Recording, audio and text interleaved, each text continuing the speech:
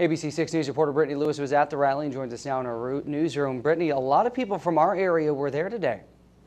Yeah, James, 2 busloads of people came from Rochester, Austin, Albert Lea, many of them kids pushing for the DREAM Act, driver's licenses for undocumented immigrants, and immigration reform. Now, if Staver does win, it doesn't mean that all of this is over. There would need to be another election to fill his seat on the city council.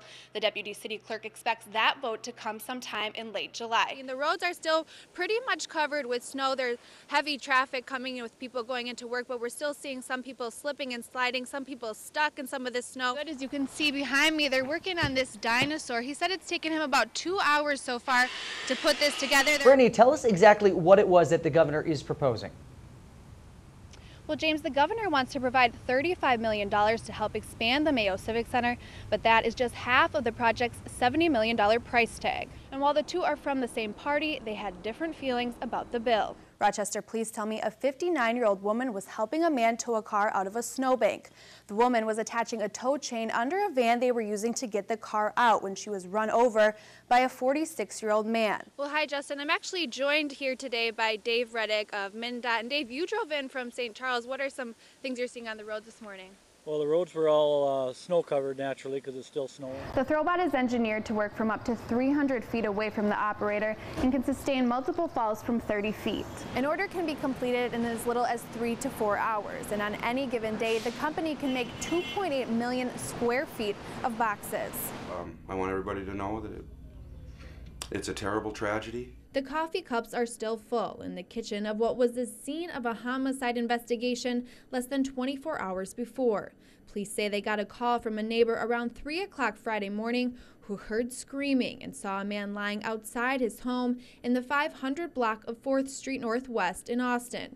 Kelly Severson says his dad, 86-year-old Dennis Severson, was the victim and that his 46-year-old brother, Craig Severson, was the suspect who led police on a high-speed chase and later died when he was ejected from his car on Highway 13 near Waseca. It's very difficult. It's hard to, it's hard to come here. You lose your brother and your dad at the same time. Very difficult, but we love them very much. Severson says police aren't giving him too many details on how his father was killed, but he said his brother, who was living in Missouri, Iowa, suffered from mental illness. It was more of a domestic, I think, than anything else. And it just shows the real need for good mental health care in the area. He says his dad's death is a loss to the family and to the community of Austin. My dad was the greatest guy in the world. He took care of everybody that he ever met. And I'm very sorry. And I'm very sorry for my brother. And of course, we do forgive him, as would my parents. So. Miracle Adaloju's fight for life started even before she was born. The pictures they were looking at doesn't look good. They had offered us an option to abort the baby. But abortion wasn't an option for her parents, Bola and Funshow. Instead, they moved forward with the pregnancy, and then they came up on 26 weeks. They had to do an emergency C-section to bring her out. Babies who are born at 26 weeks, there's a good chance just from that they wouldn't survive. She weighed just 1 pound 8 ounces, about the size of $1. But being born premature was just one thing Miracle was up against. Tack on a hole in her heart, spine issues, and a skull that wasn't entirely fused together, and Miracle's future was bleak. And they told us, don't raise your hopes because of all the things that she has to, all the milestones she has to perfectly accomplish in order for us to even say she's out of the wood. Don't raise your hopes. But just as they sit calmly today, Miracle's parents didn't lose hope. Instead, turning to their faith. We know that God will never give us any type of test or challenge that we cannot accomplish. We just prayed, and then she grew up to 3 pounds. 3 pounds turned to 5. Miracle now weighing enough for open heart surgery. A few months later, her skull was fixed. And then at an appointment for her spine, finally, some good news. Another doctor came to see us, and he was looking at the chart. He said, I don't know why we are seeing you. This doesn't look bad. Everything changed. And what was that like when you heard that news? Oh, we were dancing, in the hospital. They say it was the power of prayer, and doctors acknowledge their strengths. Their ability to kind of work through it with calm and grace and partnership with the medical team was really, really impressive. I like the color.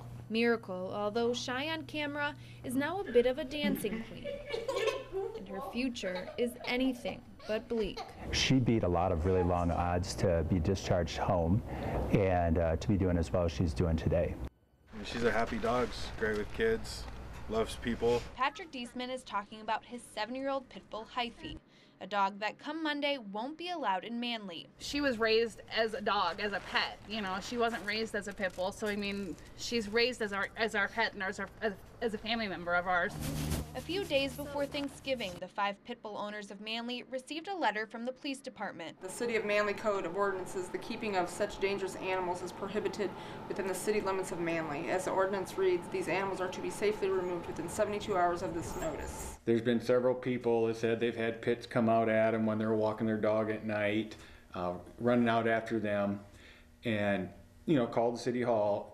And they say, hey, we got a pit bull ordinance, why isn't it enforced? The owners were given a chance to appeal, but Wednesday, the vote was in, and the dogs had to go. We were devastated. We weren't sure what we were going to do with him. City Councilman Scott Hegel says he understands why the pit bull owners are upset, but says he voted based on the concerns of citizens. I can't tell people not to be afraid of a pit.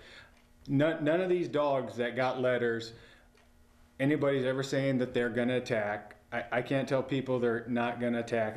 I can't tell people they're going to attack. With less than 24 hours to remove their dogs from the city limits, some pit bull owners are left wondering what to do. We're not real positive what we're going to do yet. We've had her for 7 years. We're responsible pet owners, and we're not going to just give her up like that just because of the fact that they're telling us we have to.